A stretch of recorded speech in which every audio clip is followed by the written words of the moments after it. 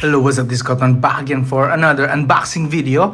This time, wireless earphone naman po tayo. This is QCY T13. QCY T13. This is Bluetooth 5.1, quick charge support with 4 mics and noise cancelling feature. So try natin yan mamaya after unboxing. Other features, supported po niya hanggang 10 meters na range. So hanggang 10 meters na layo, kaya po niya. Charging time is approximately 2 hours and standby time naman hanggang 80 hours. Music time, 8 hours per earbuds po yan, per charge ng earbuds. Pero kung isasaman po natin yung case, i-charge mo po ulit yung earbuds sa kanyang case, kaya niya hanggang 40 hours. So medyo mahaba-haba, no? Supported profiles ay HFP, A2DP, AVRCP. Okay? So yan, anyway, unbox na natin. You know.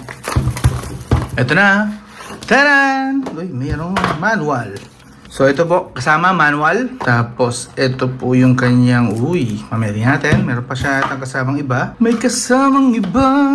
At extra, ang tawag dito yung parang tips para sa tenga mo, just in case na madumi na or something, palitin, nalaglag, nawala. So dalawang pares po ito, bali 4 na piraso.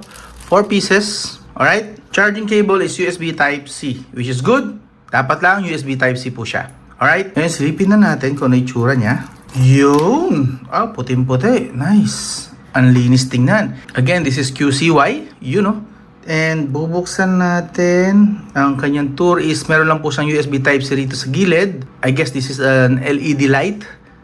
Wala na, yun lang. Wala na. Ang linis. This is so classy na tingnan, no? Yung design niya. Napaka-basic and very classy looking. Tingnan na natin. Oh, ang linis. This is so clean.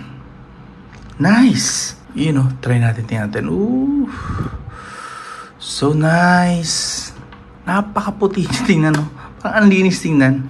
Pang ano yun, no? Pang mayaman ng dating yun, no? Para siyang earbuds ni iPhone, no? Ganda. Solid.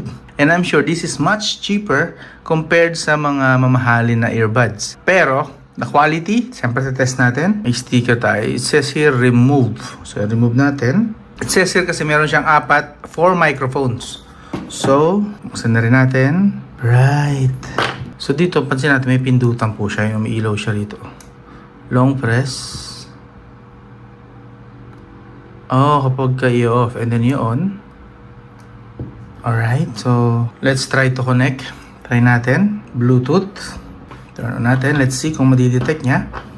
This is supposed to be QCY. Yun, ang bilis. I don't know bakit dalawang QCY. What is the app for? Pero try natin ito muna ng QCY T13. Bilis. That is so quick. Pair. Whoa. That's almost 1 to 2 seconds. Solid. 1 to 2 seconds connected agad. So para malaman natin ito, this one is the right one and this one has left. So left, right. Initial test muna. So ito na nga siya, no? Upon using, ginamit ko na siya. So meron siya mga gesture, which is good. There are gesture features. Like kunwari, ilo-long press mo yung kaliwa, babalik siya sa previous. Long press. Previous. Tapos babalik ka ulit sa next. Kung gusto mong mag-play ng next. Next. Long press naman sa kanan. You know, stick.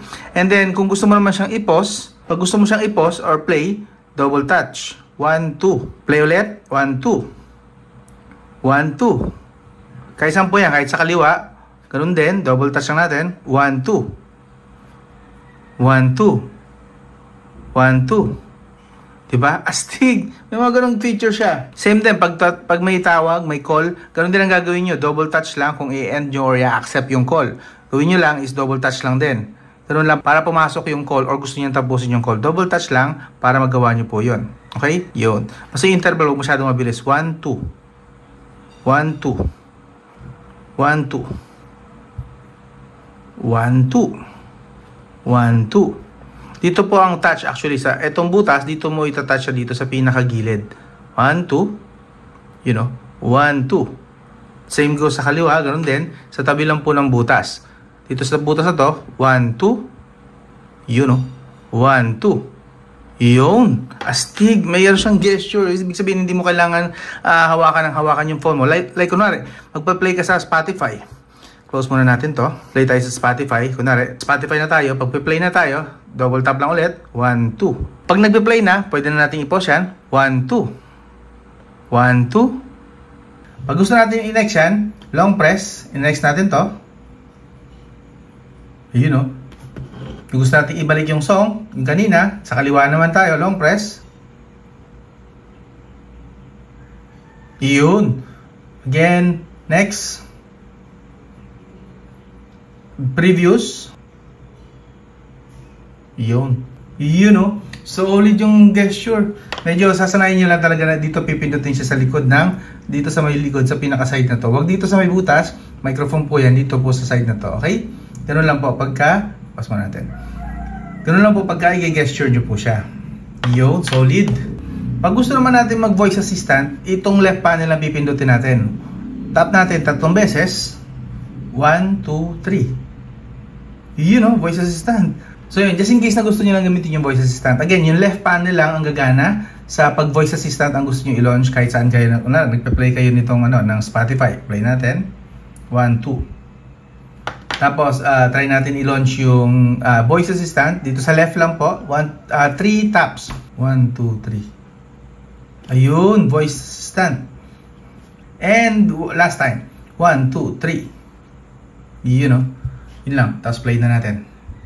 So, diba? Panalo sa gestures. Medyo konting sanayan lang talaga para ma-pick up nyo yun kung saan yung area talaga na kung saan yung siya itatap. As for the verdict naman, sa quality ng sound na ina-output niya, maganda po actually. May bass siya. For some reason, ang ganda po ng bass niya. May dagundong and solid. Kahit na hanggang 70 to 80% lang gagamitin. Pero kung talaga medyo mahina na pandinig or masyado na kayo nasanay na gumamit ng headset, pwede nyo naman isagad hanggang 90 to 100%. Pero for me, masyado na malakas yun. Sa akin, actually, malakas na yung 80%. Pero dun na yung pinakano para talaga ng immersive. As for the noise cancellation naman niya sa microphone, ito po, ito try natin. Try ko na mag-record ng malayo sa electric fan at malapit sa electric fan. Ito na po yung output niya. So, ito po yung recording na malapit sa electric fan. Ayan. Ito na po, suot po natin ngayon.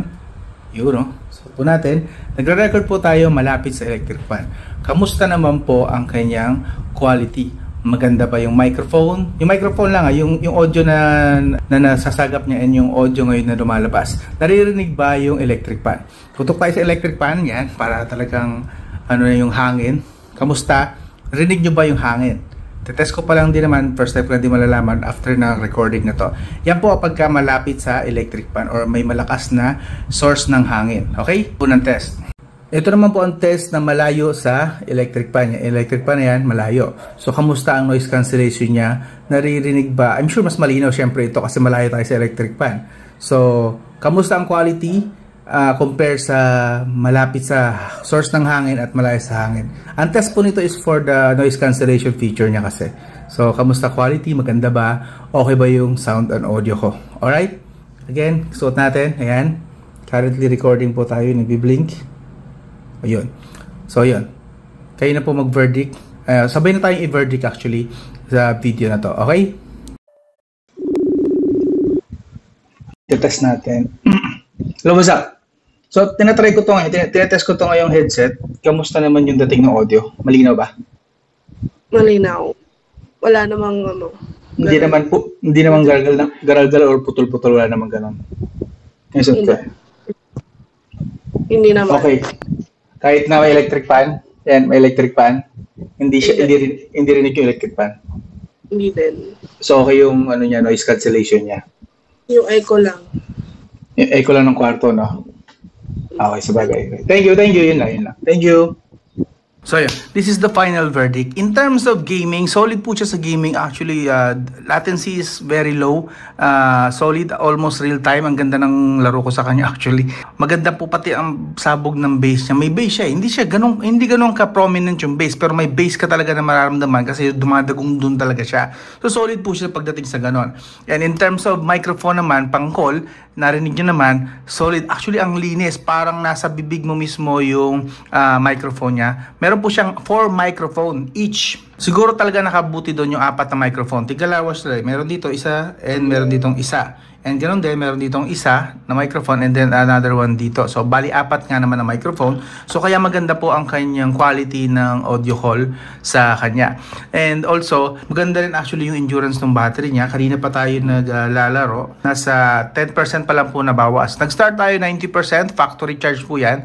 And mga 1 hour na lumipas, 10% lang po ang nabawas. At 80% na volume level. So far, sa impression ko, maganda po yan. Solid po yan for pangmatagalang gamit. Not to mention na pwede mo siyang i-charge dito. And then pwede po siyang i-charge dito hanggang 4 to 5 times. I believe 5 times to be exact. 5 times you can charge these earbuds dito sa case up to 5 times. And also, IPX5 din po siya. So, pwede po siya mabasa ng pawis. Yun lang po water resistance niya at least. Huwag nyo na lang siyang ilalaglag sa tubig, ilulublob kasi meron lang po siyang IPX5 certification. So, that's good enough, I guess, for normal use. Like, kunwari, sa office, nagda-travel ka, so on and so forth. Yun, pwede yun. And ang codecs na ginagamit po niya is SBC. That is why sobrang baba ng kanyang ping, ng latency, solid. Hindi masyadong mataas. Yun nga lang, kung medyo maselan kayo, gusto nyo talaga yung sobrang taas na quality na aptX or yung talagang solid na matataas ang bitrate. Hindi po ito yon actually. SBC lang po ang codecs na gamit niya. That means yung SBC na yon is nakakatulong for gaming. So good po ito for gaming kasi mas real time po yung tunog. Mas malapit po sa actual na source yung pinaka binabato niyang tunog sa tenga mo. Kaya mas immersive yung feeling while gaming. So good din siya for gaming. Pero hindi siya recommended for high-end quality na mga audio trip. Okay, kung mga talagang audiophile kayo, medyo hindi siya ganun. Medyo hindi ko siya i-recommend kasi SBC nga lang po ang codec siya. But again, for real time, solid po siya. Okay? Plus the gestures, okay na okay. Actually, mas high-tech pa nga yata ito sa ginagamit kong Ace Fast kasi mas marami siyang gesture. Magandang tingnan actually. Kasi nga, very simple lang talaga yung kanyang design. Hindi po masyadong magarbo. That means, pwede siya both panlalaki at pambabae. Actually, pang mayaman nga ang itsura niya, no? Solid din, no? Left and right. Kung interesado po kayo, iwan ko yung link sa video description. So far, I think QCY is one of the best option for gaming na wireless earbuds. Good for gaming. And I can say pwede na rin for other stuff. Basta hindi lang talaga pang audiophile na mga activities. Yung talagang gusto mo, rinig mo lahat, solid na quality. Pero as for the loudness, solid po, maganda po yung loudness niya. Battery life, mukhang so far okay na okay din. So again, kung interesado kayo, iwan ko yung link sa video description. Plus siguro pin ko na rin sa comment section kung interesado talaga kayo. So ang price po niya is around 1,800 to 2,000. Ito po, actually. So, sulit ba siya? I think sa kaya niya ibigay na features, yung mga features niya, sulit na to. Kumpara mo naman sa kung bibili ka ng iPads, di ba? Solid na rin to. Okay? Yes, pwede po siyang connect sa iPhone. Itong ginagamit ko ngayon pang record, actually ginamit ko na siya rito. And okay na okay po yung quality pa rin. Parang walang pinagkaiba using Android and iOS. QCY T13, I'm Kotman. I'll talk to you again soon.